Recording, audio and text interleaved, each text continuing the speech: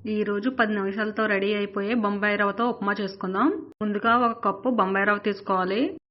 ఒక అల్లం ముక్క, ఒక ఉల్లిపాయ, 4 పచ్చిమిరపకాయలు, ఒక క్యారెట్, 3 బీన్స్, ఒక టమాటో తీసుకుందాం. కొన్ని పచ్చి బఠానీ. ఇవన్నీ కడిగి చిన్న చిన్నగా ముక్కలుగా కట్ చేసుకుందాం. క్యారెట్ పైన ఉన్న తొక్క మొత్తం చెక్కుని కడిగి చిన్న చిన్నగా ముక్కలుగా కట్ చేసి పెట్టుకోవాలి. కట్ చేసి పక్కన పెట్టుకోవాలి. ఒక కప్పు బొంబాయి రవ్వ తీసుకుందాం. కొన్ని పల్లీలు, జీడిపప్పు కూడా తీసుకుందాం. ఆవాలు, పచ్చిశనగపప్పు, మినపప్పు, కరివేపాకు తీసుకుందాం. కొంచెం కొత్తిమీర కూడా కడిగి కట్ చేసి పక్కన పెట్టుకుందాం. అల్లం చిన్న చిన్నగా కట్ చేసి పెట్టుకోవాలి ముక్కలు. ఉల్లిపాయలు ఇలా పొడవుగా, పచ్చిమిరపకాయలు కూడా ఇలా పొడవుగా చీల్చుకోవాలి. క్యారెట్ చిన్న చిన్నగా ముక్కలు కట్ చేసుకోవాలి. బీన్స్ కూడా చిన్న చిన్నగా కట్ చేసుకోవాలి. ముందుగా స్టవ్ వెలిగించి మూకుడు పెట్టుకుని 3 స్పూన్ల వరకు ఆయిల్ వేసుకుందాం. నూనె వేడెక్కాక అల్లం ముక్కలు, పచ్చిమిర్చి, ఉల్లిపాయ ముక్కలు వేసుకుందాం. ఈ ఉల్లిపాయ ముక్కలు వేగిన తర్వాత ఇప్పుడు శనగపప్పు, మినపప్పు, ఆవాలు, జీడిపప్పు, వేరుశనగ గింజలు వేసుకుందాం. ఇవన్నీ ఒకసారి గట్టితో మొత్తం అంతా కలుపుకోవాలి. కొంచెం వేయించుకున్న తర్వాత ఇప్పుడు కడిగి పెట్టుకున్న కరివేపాకు వేసుకుందాం. మధ్య మధ్యలో పోపు గట్టితో కదుపుకుంటూ ఉండాలి. పొటాటో ముక్కలు కూడా వేసుకోవచ్చు. ఇప్పుడు ముందుగా కట్ చేసి పెట్టుకున్న బీన్స్, క్యారెట్ ముక్కలు, పచ్చి బఠానీ వేసుకుందాం. మొత్తం అంతా ఒకసారి గట్టితో కదుపుకుని 2 నిమిషాలు మూత పెట్టి ఉడికించాలి. 2 నిమిషాల తర్వాత మూత తీసి కదుపుకుని ఇప్పుడు ముందుగా కట్ చేసిన టమాటా ముక్కలు వేసుకోవాలి. మొత్తం అంతా ఒకసారి కదుపుకోవాలి. మూత పెట్టి కొంచెం సేపు ఈ ముక్కల్ని మగ్గించుకోవాలి. బాగా ఉడుకుతాయి. అప్పుడు మూత తీసుకుని ఒకసారి మొత్తం అంతా కదుపుకోవాలి. లేదంటే అడుగున మాడిపోతాయి ఉల్లిపాయ ముక్కలు. ముక్కలు కూడా మంచిగా మగ్గాయి. ఇప్పుడు మనం 4 కప్పులు వాటర్ పోసుకుందాం.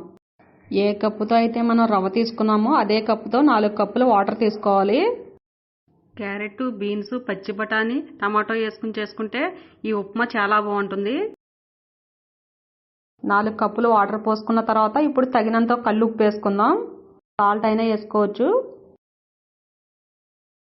ముందుగా కట్ చేసి పక్కన పెట్టుకున్న కొత్తిమీర వేసుకుందాం. మొత్తం అంతా ఒకసారి గట్టితో కదుపుకొని మూత పెట్టి ఈ వాటర్ మరిగేంత వరకు మరిగించుకోవాలి. నీళ్ళు ఇలా పొంగొచ్చేంత వరకు కాగిన తర్వాత ఉప్పు సరిపోయిందో లేదో చూసుకోవాలి. సరిపోకపోతే కొంచెం వేసుకోవాలి. మనం తీసుకున్న ఈ బొంబాయి రవ్వ మొత్తం ఈ వాటర్లో వేసి వెంటనే గరిటెతో కదుపుకోవాలి. లేదంటే ఉండలు ఉండలుగా అయిపోతుంది. 2 నిమిషాలు ఇలా కదుపుకుంటూ ఉండాలి. మొత్తం అంతా కలిసేలాగా. ఈ రవ్వ లైట్గా ఫ్రై చేసుకుని కూడా వేసుకోవచ్చు. మొత్తం ఒకసారి గరిటెతో మళ్ళీ కదుపుకొని మూత పెట్టి 2 నిమిషాలు ఉడికించుకుందాం. ఈ ఉప్మా చాలా తొందరగానే ఉడికిపోతుంది.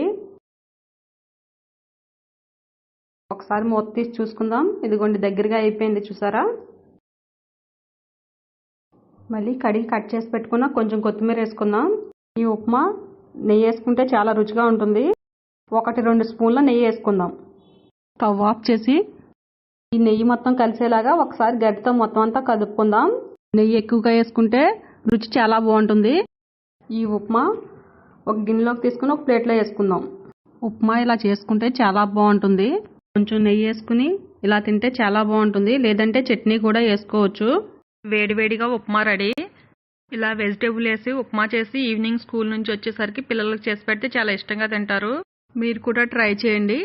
ఎలా వచ్చిందో కామెంట్ చేయండి. Thank you.